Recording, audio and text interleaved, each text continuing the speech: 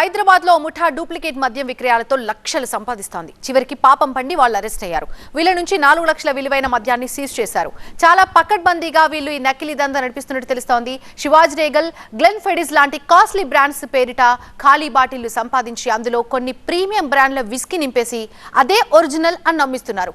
తాము ఢిల్లీ, గోవా, హర్యానా నుంచి వీటిని తెప్పిస్తున్నందుకే తక్కువ రేట్లకు ఇవ్వగలుగుతున్నామంటూ కూడా కస్టమర్స్ ని తెలివిగా బురిడి కొట్టిస్తున్నారు. ఆఫర్లు పెట్టి మరీ ఈ దందా సాగిస్తున్న వీళ్ళ వ్యవహారంపై పోలీసులకి సమాచారం రావడంతో ఎక్సైజ్ టీం సోదాలు చేసి ఇద్దరిని అరెస్ట్ చేసింది. బంజారాహిల్స్ రోడ్ నెంబర్ 12 లో షబానా రెసిడెన్సీలో నకిలీ మద్యం బ్యాచ్ ని అదుపులోకి తీసుకున్నారు. వీళ్ళ దగ్గర నుంచి 190 ఖాళీ మద్యం సీసాలు సీజ్ చేశారు. ఒడిశాకు చెందిన ప్రమోద్ మాలిక్, జగన్నాథ్ సాహుల్ గా కొన్నాళ్లుగా ఈ దందా నడుపుతున్నట్టు తెలుస్తోంది. కాస్ట్లీ బ్రాండ్ల మద్యం బాటిల్ అంటే 4 నుంచి 8 వేల వరకు ఉంటుంది. అలాంటి బ్రాండ్సే లక్ష్యంగా అందులో తక్కువ క్వాలిటీ మద్యాన్ని నింపి అదే ఒరిజినల్ అంటూ అమ్మేస్తూ లక్షలు సంపాదిస్తుంది ముఠా.